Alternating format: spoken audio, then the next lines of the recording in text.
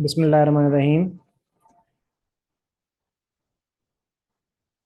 This is Al Haider Officers Academy, Sargodha, and I am CEO of Al Haider Officer Academy. My name is Sajjad Haider.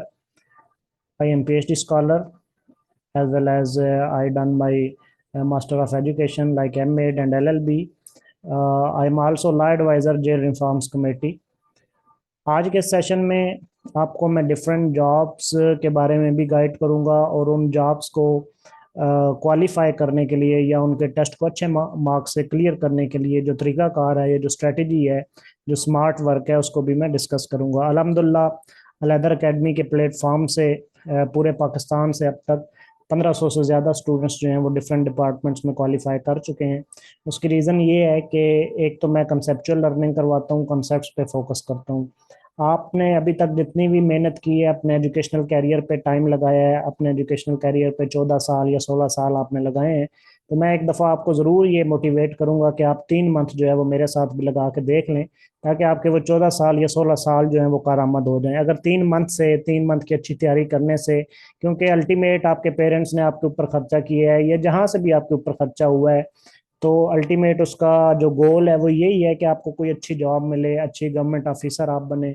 तो अगर 14 साल या 16 साल आपने इस बात पे लगाए हैं, तो 3 मंथ भी आप इस बात पे लगा लें कि हमने वो 14-16 साल जो है वो अपने कारआमद करने हैं। और अगर वो 16 लाख आपने लगाए हैं यहाँ तक, जाहिर बात है अगर आप पहली जमात से काउंट करें अब तक, तो आपके तकरीबन 15-16-20 लाख या 10 लाख लग ही गए होंगे। अगर इतनी अमाउंट आपने अब तक कहीं ना कहीं से तो अरेंज करके खर्च कर ही दी है ना, ये जस्ट सोचने की बात है। तो अगर आपने 15-16 साल लगा के साथ में 15-16 लाख लगा चुके हैं, तो यहाँ पे मेरे साथ अगर आपको 15-16 हज़ार लगाने पड़ जाए तो it's not a big deal. लेकिन ये है कि 15-16 हज़ार भी इंशाल्लाह आपको नहीं लगाने पड़ेंगे, क्योंकि मैं कोशिश करता हूँ कि अपने स्टूडेंट्स को मैक्सिमम अकोमोडेट करूँ। और यहाँ पे आप समझें कि मैंने आपको 70% 80% जो है वो फीस बिल्कुल इसमें छोड़ दिया, क्योंकि ये सेशन उन स्टूडेंट्स के लिए जो फाइनेंशियली अफोर्ड नहीं कर सकते या जो फाइनेंशियली वीक होते हैं, तो उनसे मैं फिर फुल फी जो है वो चार्ज नहीं करता, उनको 70% फी का जो है वो माफ़ कर देता हूँ, ताकि ये है कि वो भी किसी मैदान में किसी से पीछे ना रह जाए। तो इंशाल्लाह आपको कोई इतनी बड़ी अमाउंट जो है वो इस पर खर्च भी नहीं करनी पड़ेगी और कोई इतने ज़्यादा इस पर टाइम भी नहीं लगाना पड़ेगा। अगर आप 3 मंथ अच्छे तरीके से तैयारी कर लेते हैं तो इंशाल्लाह ये जितने भी डिपार्टमेंट्स नीचे लिखे हुए हैं, ये सारे गवर्नमेंट डिपार्टमेंट्स हैं, आप इसमें जिसमें भी अप्लाई करते हैं उसमें इंशाल्लाह आपका क्लियर हो जाएगा। आज सारी डिटेल भी हम देखेंगे, डिस्कस करेंगे कि कैसे हमने उसकी तैयारी करनी है, कैसे स्मार्ट वर्क करके हम इस एग्जाम्स को या जितने भी टेस्ट हैं उनको क्लियर कर सकते हैं। डिपार्टमेंट्स कौन से हैं? जिस तरह आपके प्रोविंशियल जॉब्स आती हैं, पंजाब पब्लिक सर्विस कमीशन हो गया, या सिंध पब्लिक सर्विस कमीशन हो गया, गिलगित बल्तिस्तान हो गया, केपी बलूचिस्तान हो गया, सिंध हो गया, या केपीके हो गया, तो ये जितने भी प्रोविंसेस से आपके जॉब्स के लिए एग्जाम होते हैं, जिसमें जर्नल सब्जेक्ट्स के बारे में पूछा जाता है, general knowledge, English, current affair, mathematics या पाक स्टडी, इस्लामियात, आईटी, इनके क्वेश्चंस होते हैं। तो इंशाल्लाह वो बड़े अच्छे तरीके से यहाँ आपके इस सेशन में मेरे साथ कंसेप्चुअल जो है वो क्लियर हो जाएंगे।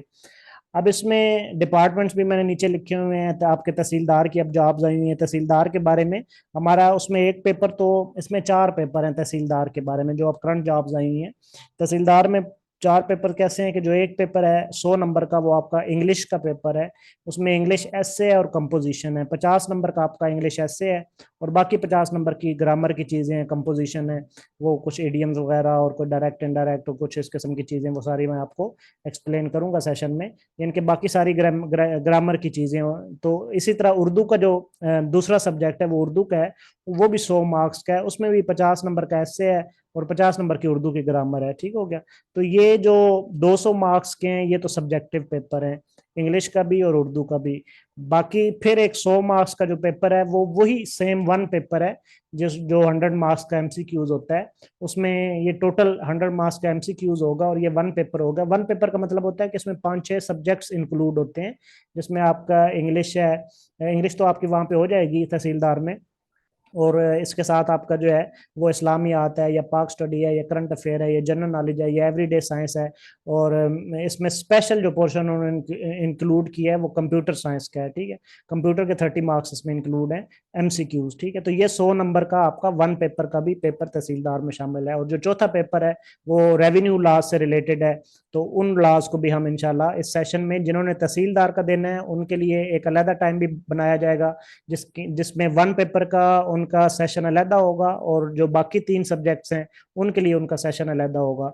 या समटाइम आप डिस्क्रिप्टिव एग्जाम देते हैं, जिस तरह FIA है, या इसी तरह कुछ ऐसे डिपार्टमेंट्स हैं जो descriptive exam, ministry of defence है, ठीक है, जो डिस्क्रिप्टिव एग्जाम लेते हैं उसमें आपके ऐसे राइटिंग और कंपोजिशन वगैरह को चेक किया जाता है, तो उनके लिए भी वो सेशन जो अलहदा तहसीलदार के लिए होगा वो सारा वो सेशन उनके लिए भी हेल्पफुल होगा। ठीक हो गया। तो इसलिए इसमें 2 सेशन चलेंगे। सेशन ये एक ही है, लेकिन इसमें क्लासेस 2 चलेंगी आपकी। एक जो है वो प्योर 1 पेपर की चलेंगी, जिसमें प्योर 1 पेपर के हम MCQs जो है 100 मार्क्स के क्लियर करेंगे। वो उन तमाम स्टूडेंट्स के लिए हैं कि जिन्होंने जितने भी 1 पेपर एग्जाम है, चाहे वो एजुकेटर्स के लिए है, चाहे लेक्चरशिप के लिए। लेक्चरशिप के लिए 20 मार्क्स का आपको फायदा देगा, बाकी 80 मार्क्स का तो वो सब्जेक्ट रिलेटेड होता है। इसी तरह लिटरेसी मोबिलाइजर है, या FIA है, पुलिस डिपार्टमेंट है, NAB है, FBR है, कस्टम है, ASF है, एंटी करप्शन है, एक्साइज डिपार्टमेंट है, रेवेन्यू है, लोकल गवर्नमेंट है, या अकाउंट्स डिपार्टमेंट है, या इसी तरह MPT है, CSS की स्क्रीनिंग जो है, ठीक है, या PMS का जनरल नॉलेज है।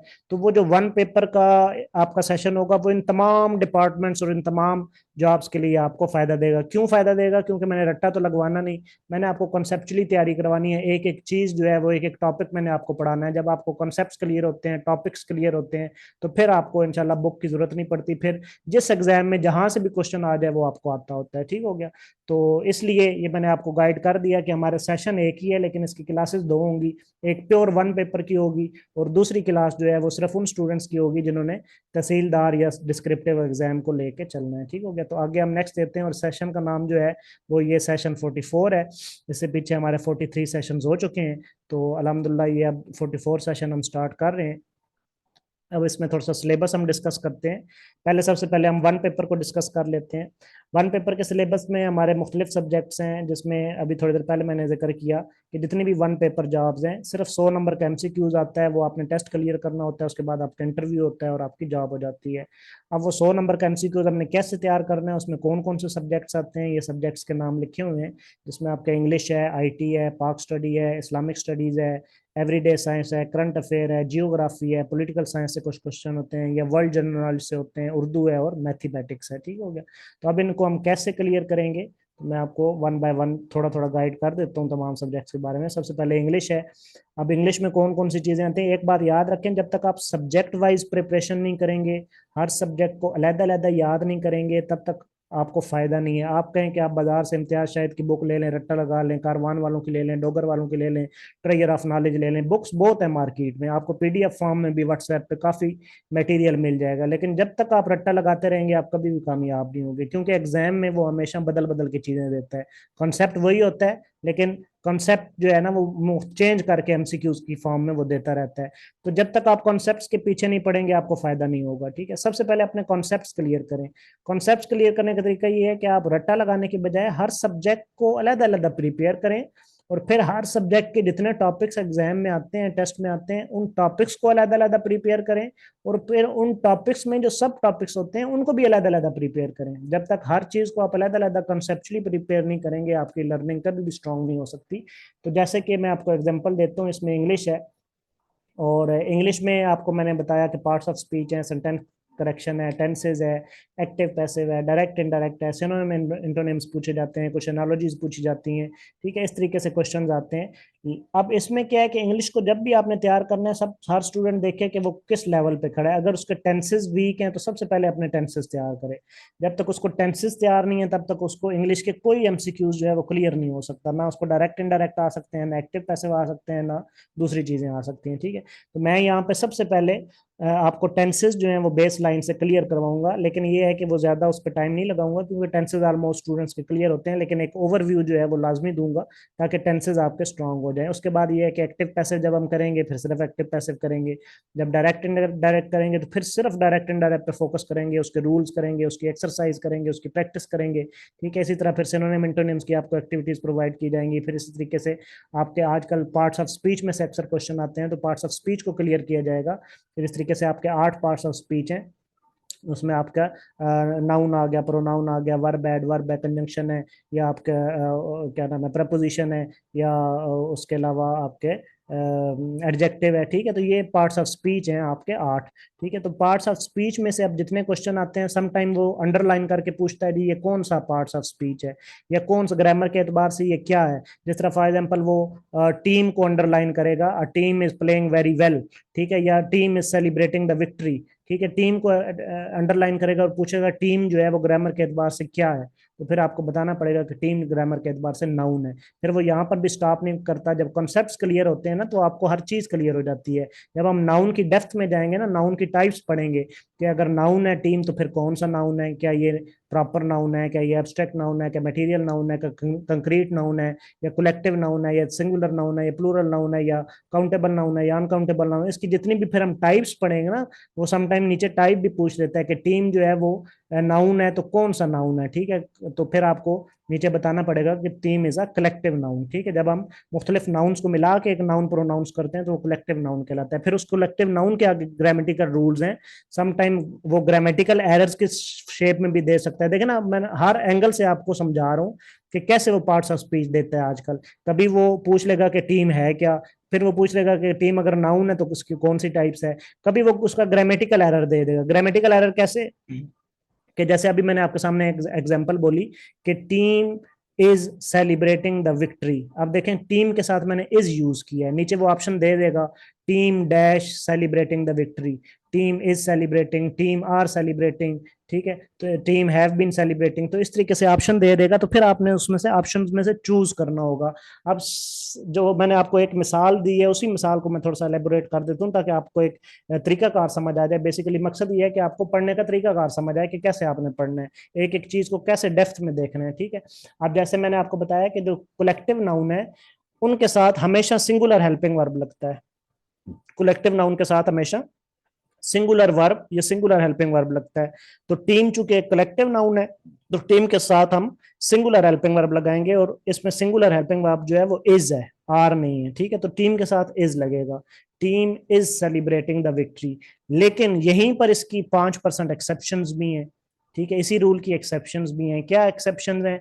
अगर मैं कहूं कि team dash celebrating the victory तो इज आएगा, और अगर मैं कहूं team dash going to their homes तो आर आएगा, ठीक है। यानी कि उसी टीम के साथ मैं इज लगा रहा हूँ, फिर उसी टीम के साथ मैं आर भी लगा रहा हूँ, ठीक है। तो ये क्या चक्कर है? ये चक्कर ये है कि जब कलेक्टिव नाउन किसी एक मकसद के लिए यूज किया जाता है तो हम सिंगुलर हेल्पिंग वर्ब लगाते हैं। लेकिन अगर कलेक्टिव नाउन का जो ऑब्जेक्ट है, जो मकसद है, वो स्कैटर्ड हो जाता है, वो फैल जाता है, वो एक मकसद के लिए नहीं यूज किया जाता, तो फिर उसी कलेक्टिव नाउन के साथ हम प्लूरल हेल्पिंग वर्ब यूज करते हैं। पहले सारी टीम मिलके जो है वो एक ही काम कर रही थी, वो विक्ट्री को सेलिब्रेट कर रही थी, तो उसके साथ हमने इज लगाया। फिर दूसरी एग्जांपल में टीम जो है वो अपने अपने घरों में जा रही है, यानी कि उनका जो ऑब्जेक्ट है वो स्कैटर हो गया है, फैल गया है, हर कोई अपने अपने मकसद को अपने अपने घर में जा रहा है, ठीक हो गया। तो इसलिए हमने टीम के साथ आर लगा दिया। तो पहले हमने लिखा team is celebrating the victory, और फिर लिखा team are going to their homes. तो ये बड़े बारीक पॉइंट्स होते हैं जो आपको तब पता चलेंगे कि जब आप कॉन्सेप्ट सीखेंगे। कभी भी ये रट्टे से आपको क्लियर नहीं होंगे। किसी जगह आपको कलेक्टिव नाउन के साथ इज लगता हुआ नजर आएगा, किसी जगह आपको कलेक्टिव नाउन के साथ आर लगता हुआ नजर आएगा, तो आप वैसे ही कंफ्यूज हो जाएंगे कि वहां पे इज क्यों लगा हुआ है तो यहाँ पे आर क्यों लगा हुआ है, ठीक हो गया। तो ये मैंने आपको एक छोटी सी एग्जाम्पल दी कि कैसे हम तरतीब से चीजों को क्लियर करते हैं। तो ऐसा ऐसा फिर हम जब नाउन हमारा क्लियर हो जाएगा फिर हम प्रोनाउन पे चले जाएंगे, प्रोनाउन की टाइप्स को देखेंगे, फिर वर्ब, और फिर इस तरह कंजंक्शन और एडवर्ब और प्रेपोजिशन। अब जिस तरह ये आपके सामने मैंने किसी सेशन से ना एक स्क्रीनशॉट यहाँ पे लगाया है, अलैदर ऑफिसर एकेडमी के, ये हमारा पूरा बोर्ड है जिसपे, इस बोर्ड पे मैं पढ़ाता हूँ, ऊपर मोनोग्राम लगा हुआ है अलैदर का। तो ये इस व्हाइट बोर्ड पे मैं चीजें साथ साथ लिखता जाता हूँ, ऐसा नहीं कि मैं ऐसे बोलता जा रहा हूँ और आप सुनते जा रहे हैं। आज तो चूंकि डेमो सेशन है, आज आपने लिखना नहीं है, जस्ट मैंने आपको गाइड करना है, लेकिन कल से जब सेशन ये स्टार्ट होगा तो एक एक चीज मैं आपको यहाँ पे व्हाइट बोर्ड पे लिखूंगा, ताकि साथ साथ आप भी उसको नोट कर सकें, ठीक है। सिर्फ सुने ही नहीं बल्कि उसको साथ साथ नोट करें, और नोट करके जो चीज अपने हाथ से गुजरी होती है ना वो ज्यादा समझ आती है। तो इसलिए मैं स्टूडेंट्स को फिर लिखने का भी टाइम देता हूँ। तो ये लेफ्ट साइड पे आप देख रहे हैं डायरेक्ट इनडायरेक्ट की मैंने प्रैक्टिस करवाई हुई है, और राइट साइड पे जो है वो उसकी फिर एक्सरसाइज करवाई हुई है, और फिर स्टूडेंट से भी मैं एक्सरसाइज करवाता हूँ, स्टूडेंट्स को भी इन्वॉल्व करता हूँ ताकि वो खुद बीच में बोलें, और एक्सरसाइज को फिर जहाँ से गलती होती है वहां पे मैं बताता हूँ। फिर इस तरह ये एक और स्क्रीनशॉट है। तो ये यहाँ पर मैंने इसमें इंग्लिश के पार्ट्स ऑफ स्पीच डिस्कस किए हुए हैं, 8 पार्ट्स ऑफ स्पीच हैं। वर्ब है, इंटरजेक्शन है, प्रोनाउन है, कंजक्शन है, एडजेक्टिव है, प्रेपोजिशन है, एडवर्ब है और नाउन है, ठीक हो गया। इसको वीआईपी का पान इसके नाम से आप पार्ट्स ऑफ स्पीच याद रख सकते हैं। वी से वर्ब है, आई से इंटरजेक्शन है, एंड सो ऑन। ठीक हो गया। अब देखें इसमें प्रेपोजिशन में भी जब मैंने ऑन को डिस्कस किया ना, राइट साइड पे आप देख रहे हैं ऑन लिखा हुआ है, तो प्रेपोजिशन में भी जब मैंने ऑन को डिस्कस किया है तो फिर सिर्फ ऑन को डिस्कस किया है, इसमें मैंने दूसरी प्रेपोजिशन मिक्सअप नहीं की। ठीक हो गया। अब ऑन किन किन के साथ रखता है, ऑन के जितने भी रूल्स हैं वो मैंने नीचे लिखे हुए हैं कि to show anything on the surface, किसी भी सरफेस को शो करने के लिए ऑन लगता है। लेकिन यहाँ पे फिर कंट्राडिक्शन आ जाती है, समटाइम सरफेस के साथ ऑन लग रहा होता है, समटाइम सरफेस के साथ ऑन टू लग रहा होता है। अब ये क्या चक्कर है, ये भी समझना पड़ेगा। ठीक है, अब उसको कैसे समझना पड़ेगा कि अगर कोई चीज ऑलरेडी टेबल पे पड़ी हो या ऑलरेडी सरफेस पे पड़ी हो तो उसके साथ तो लगता है ऑन, लेकिन अगर कोई चीज जंप करके या वॉक करके सरफेस पे आए तो उसके साथ लगता है ऑन टू। जिस तरह मैं कहता हूँ mobile is on the table, वो ऑलरेडी पड़ा हुआ है तो मैं ऑन लगाऊंगा, लेकिन अगर मैं कहता हूँ the cat dash the table तो फिर ऑन टू आएगा। The cat jumps on to the table, ठीक है, या cat jumped on to the table. ठीक है, तो कैट भी टेबल पर आई है और मोबाइल भी टेबल पर है, लेकिन मोबाइल चूंकि ऑलरेडी टेबल पर है तो ऑन लगेगा, और कैट जंप करके आई है तो ऑन टू लगेगा, cat jumped on to the table. ठीक है, तो इस तरह बारीकियां भी हैं, उसको भी हम साथ में फिर डिस्कस करते हैं ग्रामेटिकल एरर्स के लिहाज से। फिर नीचे लिखा हुआ है डेट्स एंड डेज के साथ ऑन लगता है, फिर डिवाइसेज और मशीन के साथ ऑन लगता है, फिर लेफ्ट साइड पे चौथे नंबर पे पार्ट्स ऑफ द बॉडी के साथ ऑन लगता है, फिर स्टेट ऑफ समथिंग के साथ ऑन लगता है। तो आप देख रहे हैं कि जहां पे मैंने ऑन को डिस्कस किया फिर सिर्फ ऑन को डिस्कस किया, उसमें कोई दूसरी प्रेपोजिशन मैंने मिक्सअप नहीं की। तो ऐसे इस तरह करते करते हमारा जब प्रेपोजिशन क्लियर हो जाएगा फिर हम दूसरे पार्ट्स ऑफ स्पीच पे चले जाएंगे, फिर तीसरे पे चले जाएंगे। इस तरह करते करते हमारे सारे पार्ट्स ऑफ स्पीच जो है वो इंशाल्लाह हमारे फिंगर टिप्स पे होंगे, और फिर जिस एग्जाम में जहां मर्जी से क्वेश्चन आ जाए तो फिर हमें सोचने की जरूरत नहीं पड़ेगी कि ये हमने कहाँ से रट्टा लगाया था या इसका क्या आंसर था। तो ऑलरेडी आप इससे गेस भी अच्छा कर सकते हैं, अगर कोई चीज आपने ना भी पढ़ी हो ना, तो जब आपको कंसेप्ट क्लियर होते हैं तो फिर आप गेस भी अच्छा कर सकते हैं। ठीक हो गया, तो ये फायदा होता है कंसेप्चुअल लर्निंग का। इसी तरीके से आगे देखते हैं जी। अब पार्क स्टडी, अब मैंने आपको इंग्लिश का एक थोड़ा सा ना नो हाउ दे दिया कि इंग्लिश को कैसे हम प्रिपेयर करेंगे। और जो तहसीलदार का एग्जाम है या डिस्क्रिप्टिव एग्जाम है उसमें भी पहला स्टेप यही है कि आपकी ये सारी चीजें क्लियर हों। जब तक आपका यकीन डालें, जब तक आपके टेंसेस क्लियर नहीं है, आपको एक्टिव पैसिव नहीं आते, डायरेक्ट इनडायरेक्ट नहीं आते, या आपको पार्ट्स ऑफ स्पीच नहीं आते, आपको ऐसे लिखने का फायदा ही नहीं है। आप अच्छा ऐसे लिख ही नहीं सकते। जब हम ऐसे तो जरूर डिस्कस करेंगे, लेकिन ऐसे से पहले ये चीजें आपके क्लियर होना बहुत जरूरी है। ठीक हो गया, तो इसलिए ये वन पेपर वैसे भी उसमें इंक्लूड है 100 मार्क्स का, उस तहसीलदार और डिस्क्रिप्टिव एग्जाम में। डिस्क्रिप्टिव एग्जाम से पहले स्क्रीनिंग जो है वो इसी की होती है, वन पेपर की। और उसके अलावा अगर देखें तो हम ये तहसीलदार के पेपर में भी इंक्लूड है, और वैसे भी आपको तहसीलदार के जो 2 पेपर हैं, इंग्लिश ऐसे उर्दू ऐसे, उसमें ये ग्रामेटिकल चीजें जो हैं ये बड़ी आपको हेल्प करेंगी। ठीक हो गया।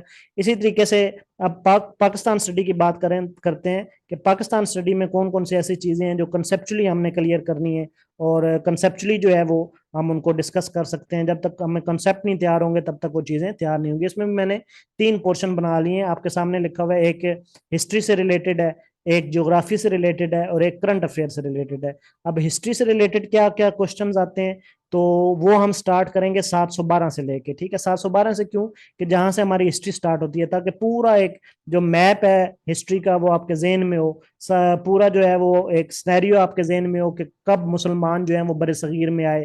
जिस तरह मोहम्मद बिन कासिम ने हमला किया था 712 में, तो वहां से मुसलमानों की हिस्ट्री स्टार्ट होती है। तो पूरा इसको हम कहानी वाइज स्टार्ट करेंगे, तो फिर आपको पूरी हिस्ट्री जब पीछे से क्लियर होगी तो आगे से समझ आएगी। जब पीछे से क्लियर नहीं होगी या उसमें से क्वेश्चंस भी आ सकते हैं, तो फिर इसलिए हम जो है वो स्टार्ट से इसको स्टार्ट करेंगे 712 से लेके। तो 712 में हम हिस्ट्री देखेंगे मोहम्मद बिन कासिम, फिर उसके बाद चलते चलते 1206 तक आ जाएंगे, जिसमें गजनवी डायनेस्टी आपके आ जाती है। फिर आगे मुख्तलिफ डायनेस्टी हैं, जिसमें आपके खिलजी है, लोधी है, फिर आपके चलते चलते बीच में सैयद आती है, फिर लोधी, और फिर मुगल्स आ जाते हैं, और फिर आगे मुगल्स के बाद जो है वो 3 वार्स होती हैं, जिसमें आपके वार ऑफ प्लासी का बड़ा पूछा जाता है कि कब हुई, किसके साथ हुई।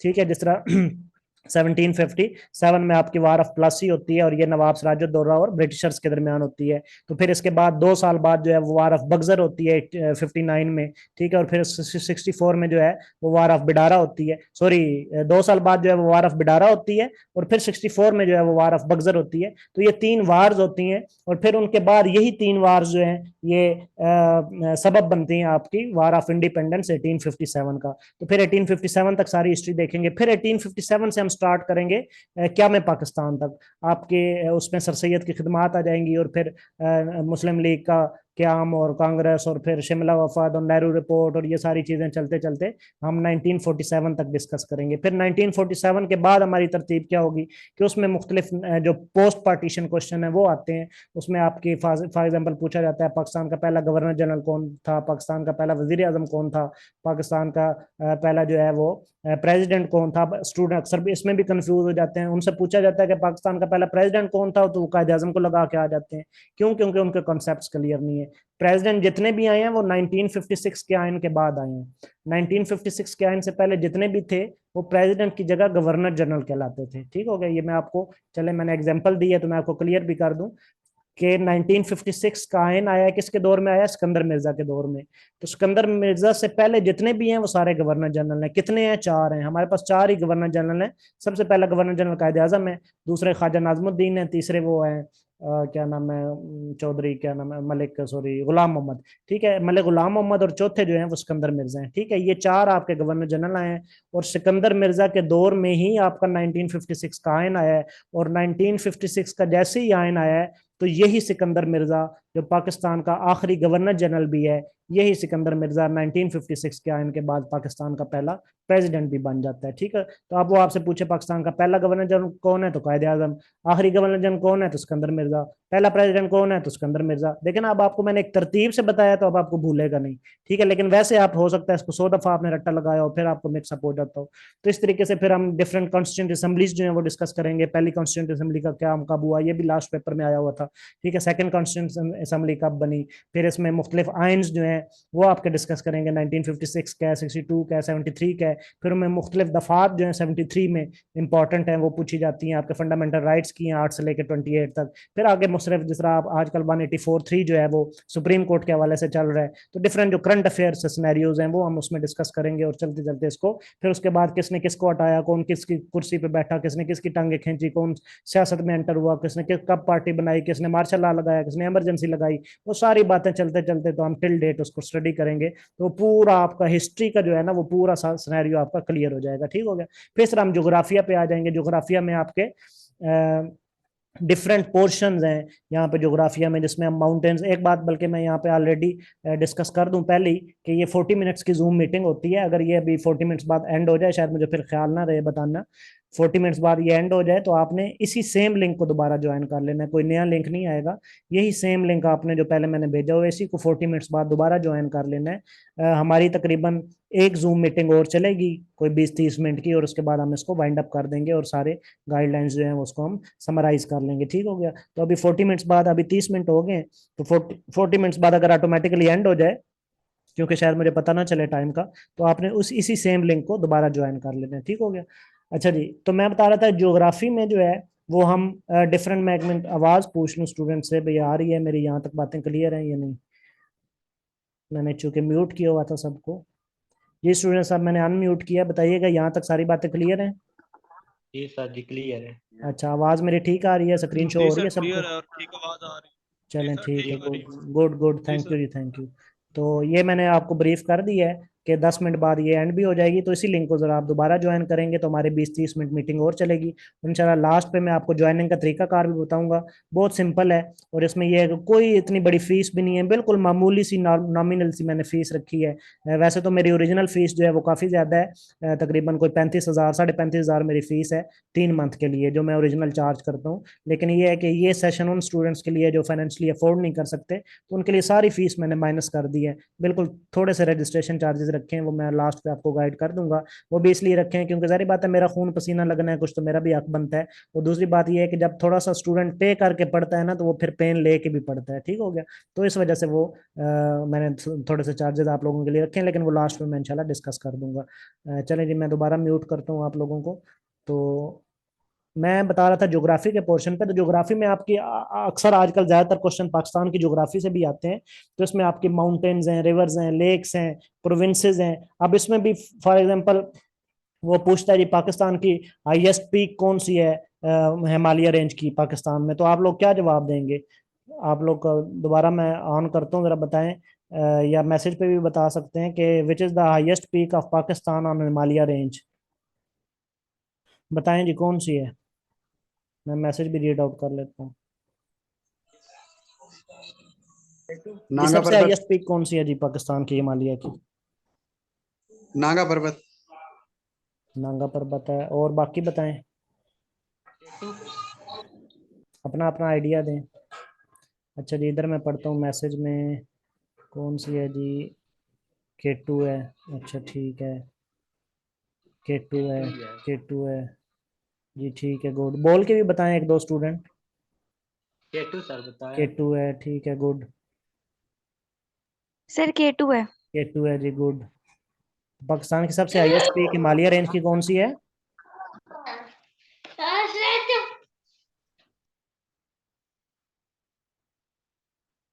एक स्टूडेंट ने पूछा हुआ है कि पीएचडी कौन से सब्जेक्ट में आपने की हुई है?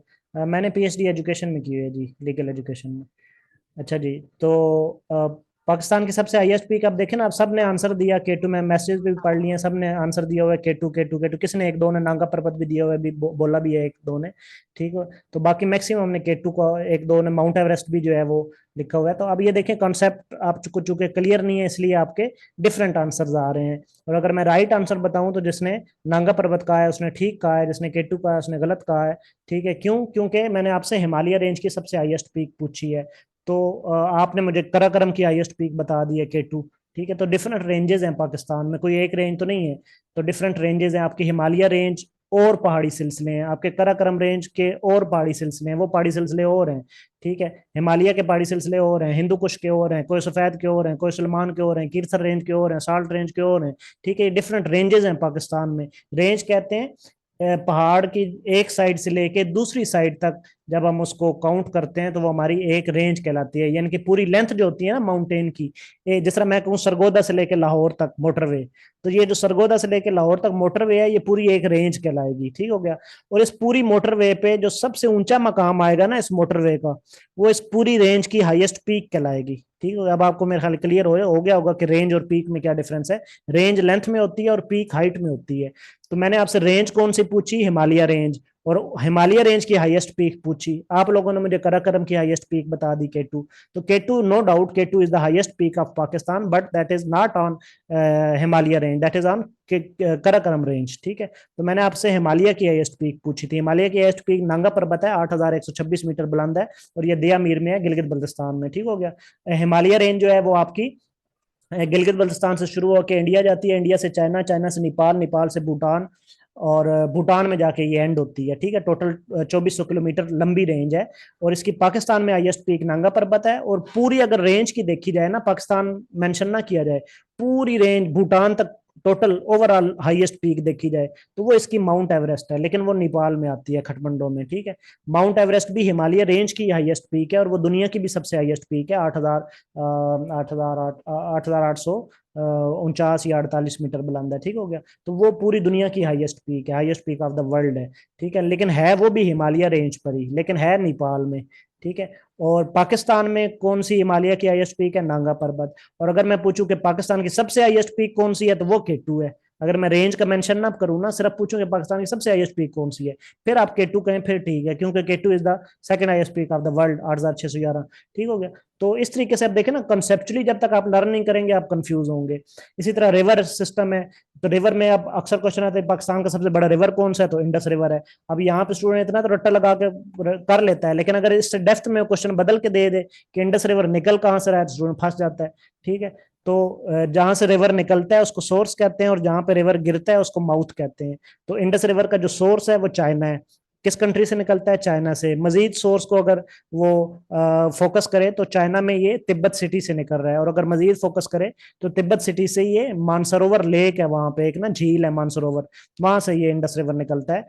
तो अब आपको सारा मैंने पीछे से जब हिस्ट्री बता दिया, अब आपको क्लियर हो जाएगा कि ये चाइना से निकलता है, चाइना की किस सिटी से निकलता है, तिब्बत सिटी से निकलता है, तिब्बत की किस लेक से निकलता है, मानसरोवर लेक से निकलता है। वहां से एक और रिवर भी निकल रहा है जिसका नाम ब्रह्मपुत्र है, वो इंडिया जा रहा है। पाकिस्तान कौन सा आ रहा है? वो इंडस आ रहा है। पाकिस्तान में कहाँ से एंटर होता है? गिलगित बल्तिस्तान से एंटर होता है सबसे पहले, फिर गिलगित बल्तिस्तान से KPK में आता है, KPK से पंजाब में आता है, पंजाब से सिंध में जाता है, सिंध में ठट्ठा के मकाम से ये बोयरा में गिर जाता है, अरेबियन सी में। तो अब पूरा रूट मैंने आपको बता दिया। फिर इस पे डैम्स पूछे जाते हैं। इस पे जो सबसे बड़ा डैम आता है इंडस रिवर पे, तरबेला डैम है, जो कि पाकिस्तान का लार्जेस्ट डैम है, और ये दुनिया का लार्जेस्ट अर्थ फिल डैम भी है, ठीक है। यानी कि largest earth filled dam of the world भी जो है वो भी तरबेला डैम है। अर्थफिल्ड कहते हैं जो जमीनी मादनियात से बना होता है।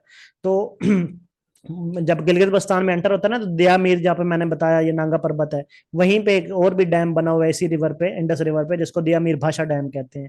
ठीक है, आगे केपीके में है तो कोहिस्तान में दासू डैम है, फिर सवाबी और हरिपुर हजारा में ये आपका तरवेला डैम आता है, लार्जेस्ट डैम। फिर पंजाब में एंटर हो तो मियाँ वाली में एंटर हो जाता है, मियाँ वाली में आपका काला बाग है, चश्मा बिराज है, जनाब बिराज है, ये सारे इस पे इंडस रिवर पे। फिर डेरा गाजी खान में आपका तौसा बिराज है, फिर कोट मिठन में आपका रहीम यार खान में कोट मिठन में आपका कोट मिठन बिराज है। ठीक है, फिर आगे सिंध में एंटर हो जाता है तो वहां पे आपका गुड्डू बिराज, फिर सखर बिराज जो पाकिस्तान का ओल्डेस्ट और लार्जेस्ट बिराज भी है, और फिर आखिर में जो है वो आपका गुलाम मोहम्मद बिराज आता है, और फिर ये ठट्ठा से अरेबियन सी में गिर जाता है। अब पूरा मैंने उसकी डिटेल बता दी इंडस रिवर की। अब आपको ये कभी भी नहीं भूलेगा, वो यहाँ से इसका सोर्स पूछे, इसका माउथ पूछे, इस पे डैम पूछे, जो मर्जी पूछे। और ये कोई एक रिवर तो नहीं है ना, इधर से पंजाब के भी रिवर्स आते हैं, आपका झेलम है, चनाब है, सुतलज है, रावी है, ब्यास है, फिर इसमें दुआबे पूछी जाती हैं, इंटरव्यू में पूछ ली जाती हैं कि आप कौन सी दुआबे में रहते हैं, आपकी चज दुआब है, रचना दुआब है, बारी दुआब है, सिंध सागर दुआब है, तो सारी दुआबें।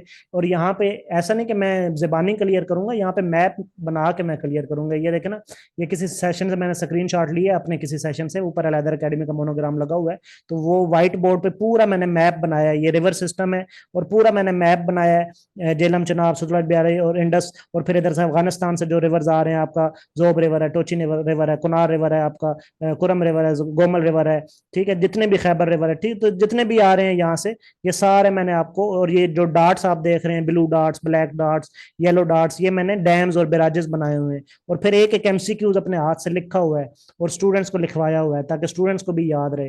तो मैं यहाँ पे, ये मैंने किसी गूगल से डायग्राम नहीं उठाई, बल्कि ये मैंने अपने हाथ से बनाई हुई है, एक एक चीज अपने हाथ से मैंने बना के, तो वहां पे स्टूडेंट को समझा के, लिखवा के, तो फिर स्टूडेंट्स को क्लियर किया पूरा रिवर सिस्टम पाकिस्तान का। ठीक हो गया। इस तरह एक एक चीज जो है वो आगे। अब ये केपीके को डिस्कस किया है, ये केपीके का मैप है। अब केपीके से जितने क्वेश्चन आते हैं वो यहाँ पे डिस्कस हुए हैं, लेकिन जब मैंने केपीके को डिस्कस किया फिर इसमें पंजाब मिक्सअप नहीं किया, फिर सिर्फ केपीके को डिस्कस किया। केपीके में कितनी एजेंसीज हैं, फाटा है, आपकी बजोड़ है, मोहम्मद है, कुरम है, औरकजई है, खैबर है, ये सारी एजेंसीज हैं। फिर ये किस बॉर्डर जो है ड्यूरन लाइन के साथ लगता है अफगानिस्तान के साथ। फिर इसमें जो है वो रद्दुल फसाद ऑपरेशन कब होता है, ज़रब अज़ब ऑपरेशन कब होता है, फाटा जो है वो इसको किन लॉज के तहत गवर्न पहले होता था, कब ये मर्ज होता है, किस अमेंडमेंट के तहत मर्ज होता है फाटा केपीके में। फिर पेशावर, अगर कोई डिवीजन्स को डिस्कस किया है, इंपॉर्टेंट डिवीजन्स को, तो उसको हमने अलग अलग डिस्कस किया है। तो पूरा केपीके जो है वो इस तरह से फिंगर टिप्स पे हमने याद किया है। और ये अब लेस देन 1 मिनट टाइम रह गया, मैंने बताया था कि 40 मिनट हो जाएंगे, तो आपने इसी सेम लिंक को दोबारा ज्वाइन कर लेना है। तो अभी 40 मिनट्स बाद, अभी जैसे ही ये एंड होता है, तो आप सेम लिंक दोबारा ज्वाइन कर लें, और आगे नेक्स्ट ये 15-20 मिनट सेशन चलेगा, और आगे कुछ सब्जेक्ट्स को नेक्स्ट डिस्कस करके, और फिर इंग्लिश ऐसे को और उर्दू ऐसे को डिस्कस करके, तो फिर हम इसको वाइंड अप करेंगे। और उसके बाद जो है वो फिर कल से हम इस सेशन को स्टार्ट करेंगे। जी स्टूडेंट, यहाँ तक क्लियर है? मैं 1 मिनट आवाज़ आप लोग म्यूट कर लूँ, मैसेज पे आप लोग बता सकते हैं। अभी ये वाला जूम मीटिंग एंड होने लगी है, नई जूम मीटिंग ज्वाइन करें, उसी सेम लिंक को ज्वाइन करना है आपने। जी स्टूडेंट, यहाँ तक क्लियर है सबको? चलें जी, क्लियर है, गुड। जी सर, क्लियर है। ओके जी, ओके जी, ठीक है।